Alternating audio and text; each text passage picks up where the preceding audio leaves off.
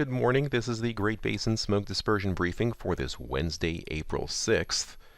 Taking a look at precipitation over the past 7 days on the left, not too much. Much of the Great Basin either totally blanked out or just this lightest shade of blue, which is less than 1/10 of an inch, a bit more towards 1/4 inch or so across some of the higher terrain areas of central Idaho. Also, a locally heavier bounce across the Uintas. This bright green area indicates 1/2 inch to 1 inch with some locally higher spots, but as you head further south into southern Utah into the Arizona Strip, the southern third of Nevada, there was no significant precipitation. On the right-hand side, we see what those precipitation amounts are when they are compared to normal. Drier than normal across most areas, except right along portions of the Utah and Idaho borders.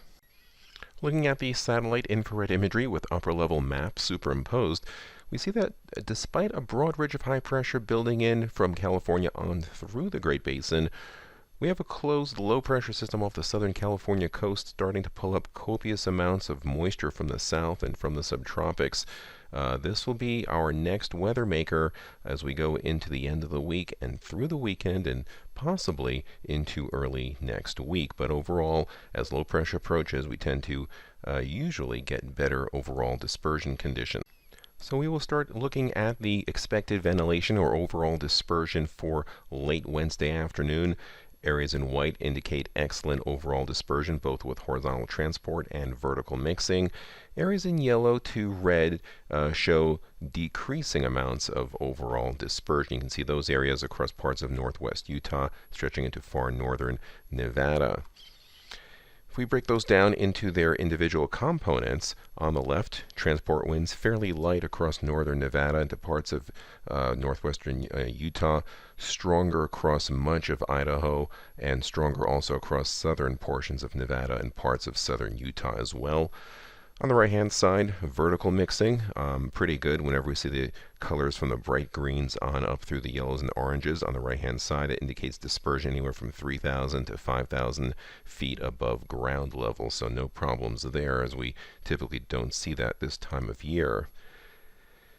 Now for Thursday afternoon, on the upper level map on the left, again, despite high pressure over much of the west, there is an approaching low-pressure system that will start to pull up some moisture from the subtropics and from the south, so we should see increasing clouds across far southern areas, still mostly sunny and warm across most of the remaining areas of the Great Basin.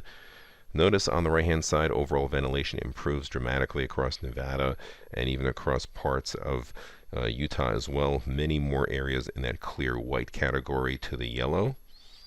And if we break that down to its individual components on the left, we see transport winds increasing out of the east and southeast across Nevada and across the northeast across parts of Utah, and still some gusty winds here in this dark green to orange area across southern Idaho, but lighter winds further to the north. On the right-hand side, good overall vertical mixing in most areas, except locally lower across far northwestern areas of Utah.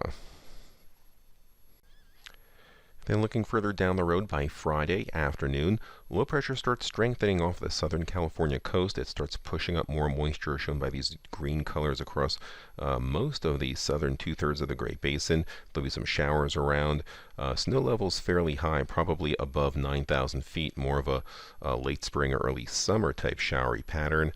And on the right-hand side, overall good ventilation, good dispersion in most areas. Breaking that down into its individual components, on the left, transport flow coming out of the southeast. Whenever you see those colors go into the green, dark green, and orange, those are wind speeds anywhere from 15 to 25 or 30 miles an hour. And some of these purples we see here across parts of the higher terrain of southern Utah indicates transport flow anywhere from 36 to 40 miles an hour. So very strong winds, a bit lighter here across parts of northwestern Utah, but those winds will start sliding in late Friday.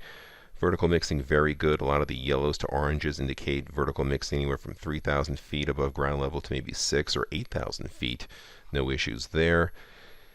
Looking specifically for Utah, product issued by the National Weather Service in Salt Lake City, the clearing index, shows fairly poor clearing values today.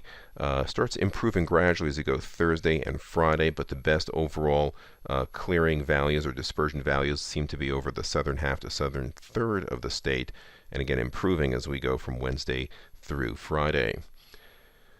Looking at precipitation expected from Wednesday through Saturday, pretty heavy across the Sierra. These blues indicate anywhere from a ½ inch to 1.25 inches.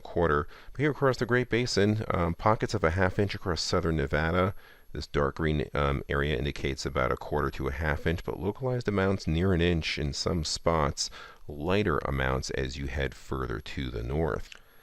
Looking a bit further down the road, starting with this weekend, Saturday, we notice that broad trough of low pressure opens up as it moves onshore across Southern California.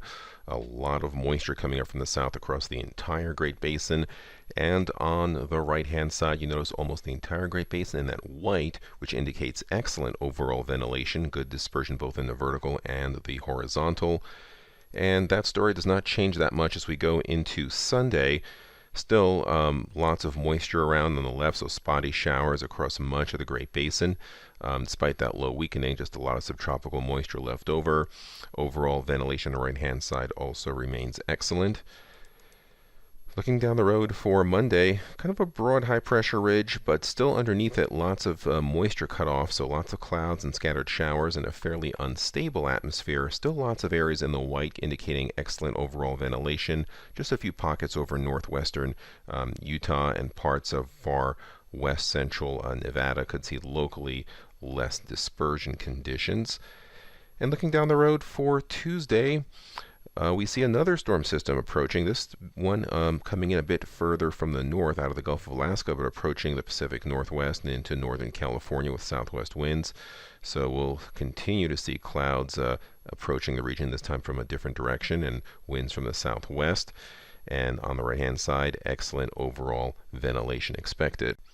Looking at precipitation expected from the end of Saturday through Sunday through Monday, looks like it'll be pretty wet across most areas, about 1/4 to a ½ inch in just about all areas across the Great Basin in that wet pattern that we were just describing. And a bit further down the road, next Monday through next Wednesday, still continuing with that precipitation, maybe a little bit lighter across southern areas of Nevada, but still 1/4 to a ½ inch across much of the northern 2/3 of Nevada, and pockets of moderate precipitation extending into the higher terrain of Utah and into much of Idaho as well. So after some nice weather, a very wet period expected over the next 7 days. And looking a bit further beyond that, the Climate Prediction Center 8 to 14-day outlook, which takes us from April 14th through the 20th. On the left-hand side, something we have not seen too much this season, cooler than normal temperatures expected across the Great Basin, especially further south. It doesn't mean it's going to be colder there, but it's going to be colder than its normals as you head further south. And the chilliness is due to the clouds and moisture over the region, so we expect to see a lot of showers that we will be seeing in the next 7 days. We expect that pattern to continue from days 8 through 14, so a very wet period in store. Might be tough to get some burn projects going if a lot of the fuels get wet. Maybe a transition to pile burns during this period might go in line with these conditions a little bit better. This concludes our briefing. Have a great day. Our next briefing will be this coming Monday, April 11th.